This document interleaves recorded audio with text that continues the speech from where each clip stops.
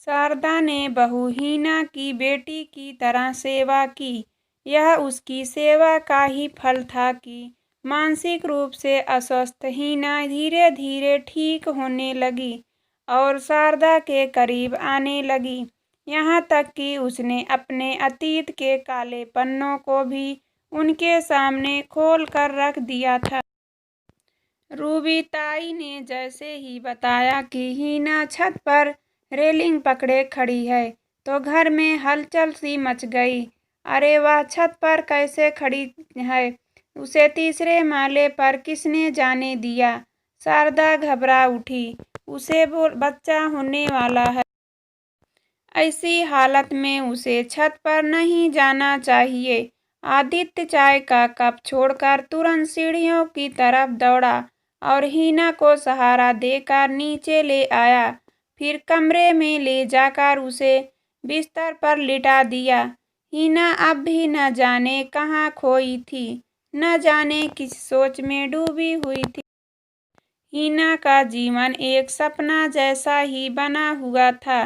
खाना बनाती तो पराठा तवे पर जलता रहता, सब्जी छौंकती तो उसे ढकना भूल जाती, कपड़े प्रेस करती तो उन्हें जला देती।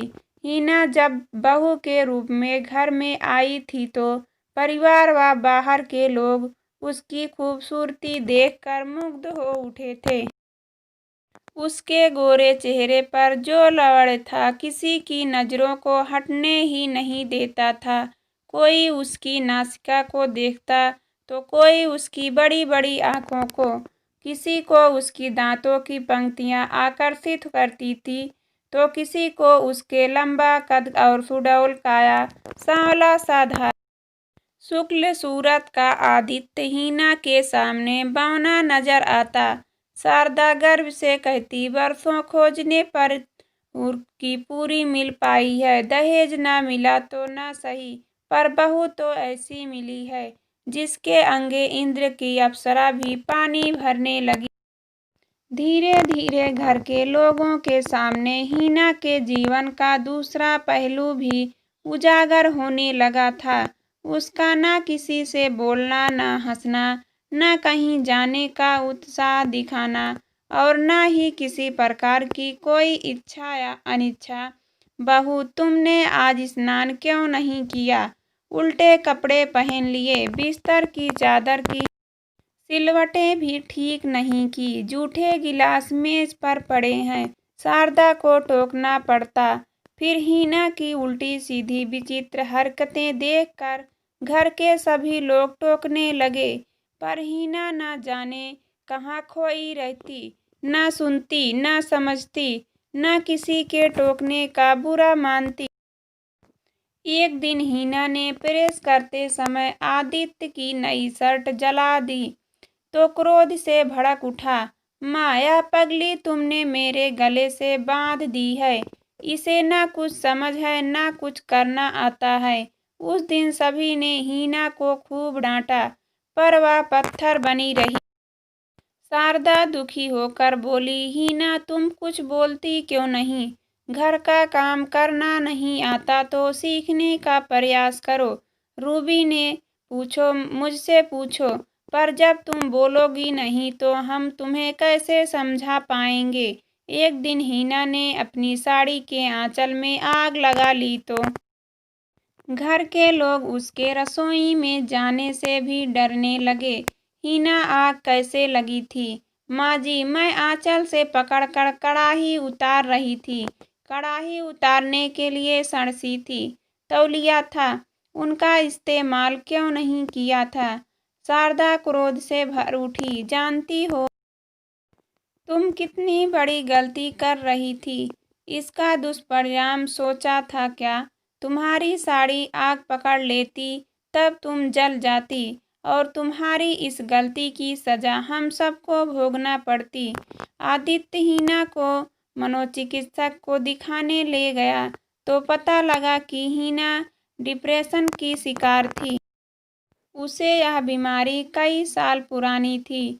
डिप्रेशन, यह क्या बला है? शारदा के गले से यह बात नहीं उतर पा रही थी कि अगर हीना मानसिक रोगी है तो उसने MA तक की पढ़ाई कैसे कर ली, ब्यूटिशियन का कोर्स कैसे कर ली।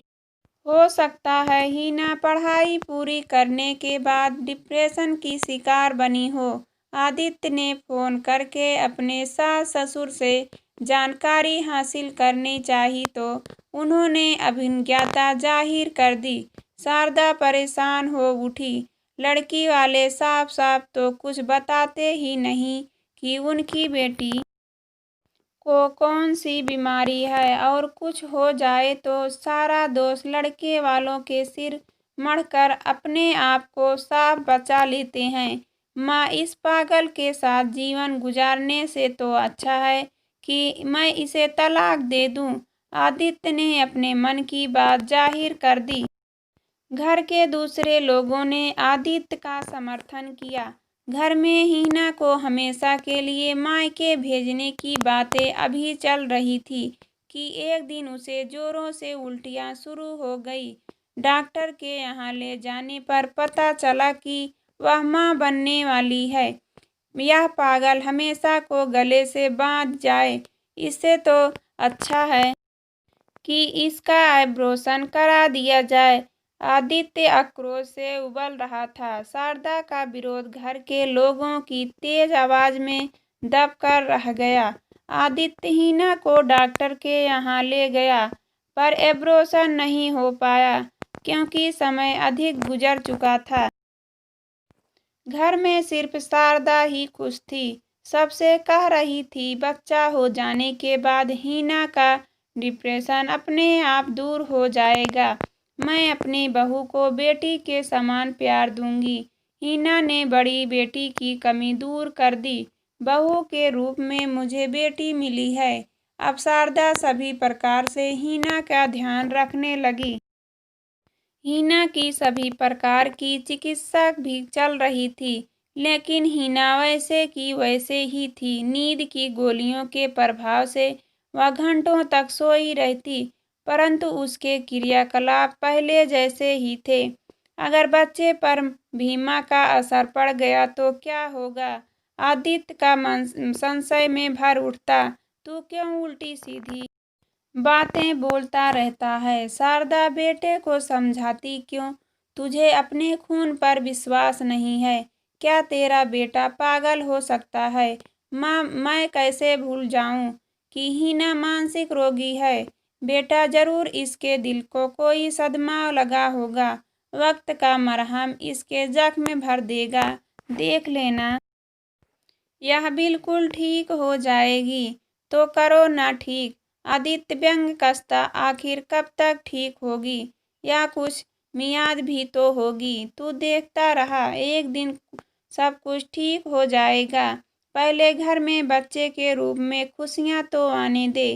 शारदा का विश्वास कम नहीं होता था। पूरे घर में एक शारदा ही ऐसी थी जो हीना के पक्ष में थी। बाकी लोग तो हीना के नाम से ही बितकने लगे थे। शारदा अपने हाथों से फल काट कर हीना को खिलाती, जूस पिलाती, दवाएं पिलाती, उसके पास बैठकर स्नेह दिखाती। प्यार से तो पत्थर भी पिघल जाता है। फिर हीना छुई मुई सी लड़की। माँ जी, आप मेरे लिए इतना सब क्यों कर रही हो? एक दिन पत्थर के ढेर से पानी का स्रोत फूट जाएगा। हीना को समान ढंग से बातें करते देख शारदा खुश हो उठी। बहू, तुम मुझसे खुलकर बातें करो, मैं यही तो चाहती हूँ।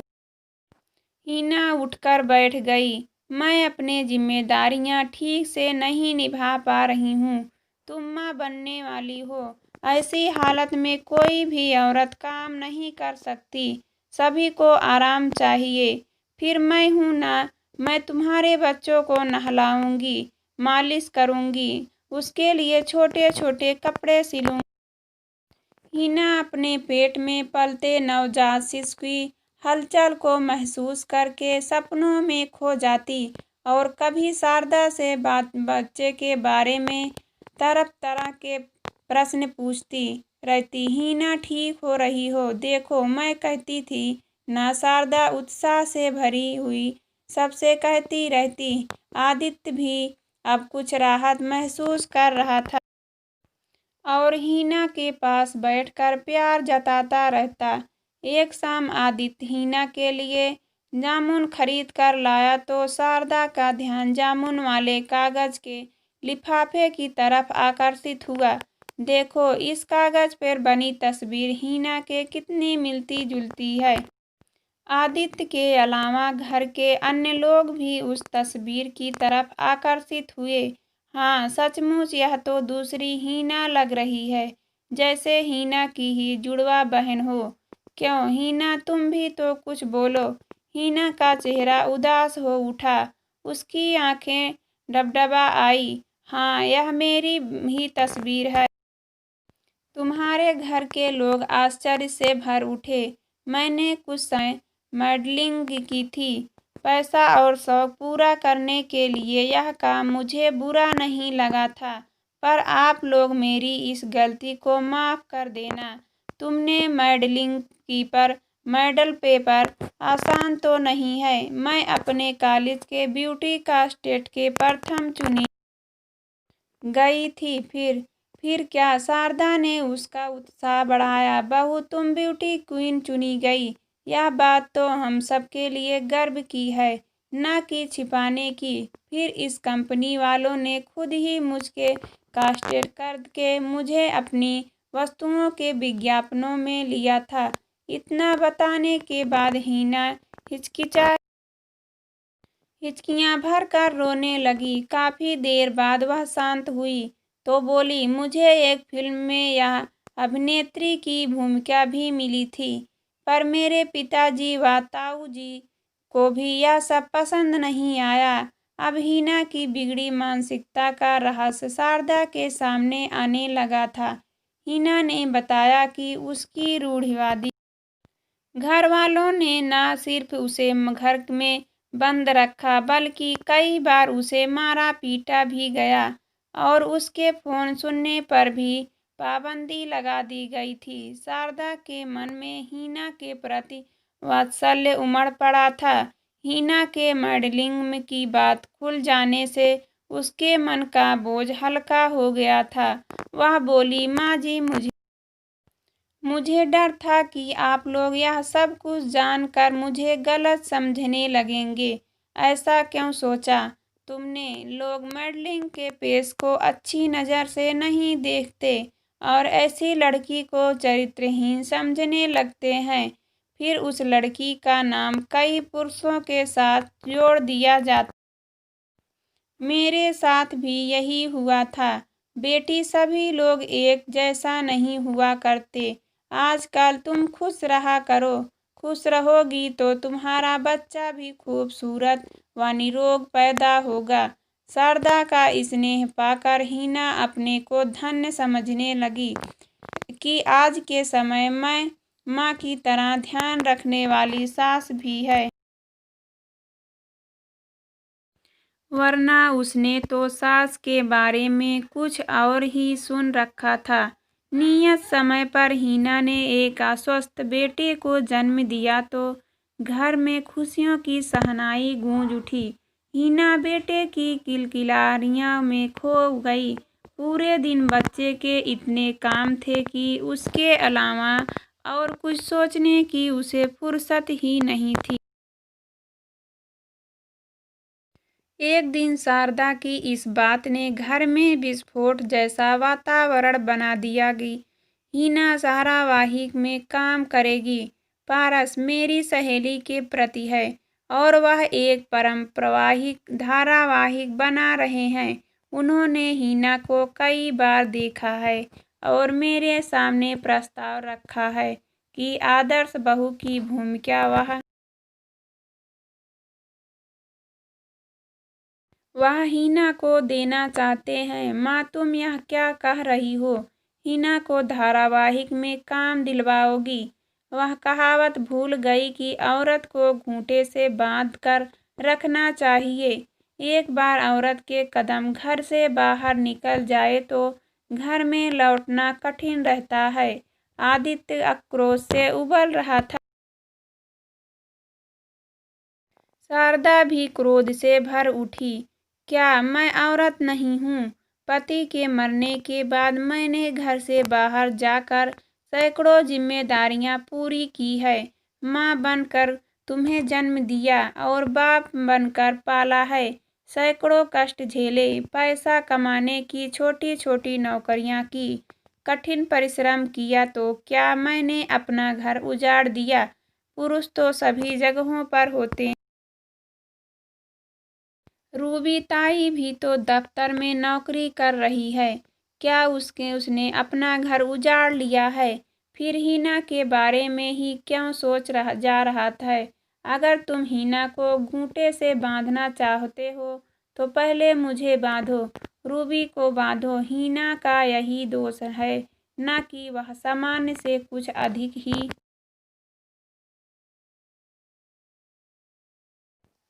खूबसूरत है, पर यह उसका दोष नहीं है।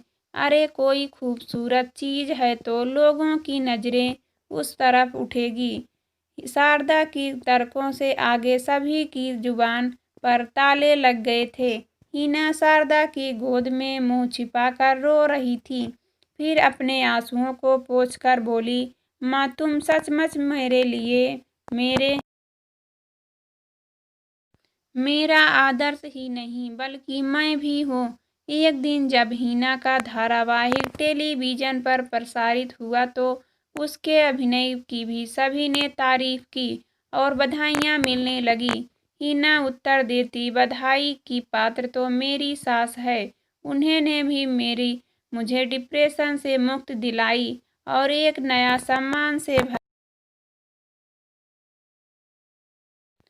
जीवन दिया। शारदा सिर्फ मुस्कुराकर रह जाती। बहू हो या बेटी, दोनों ही एक हैं। दोनों के प्रति उतना ही प्यार होता है।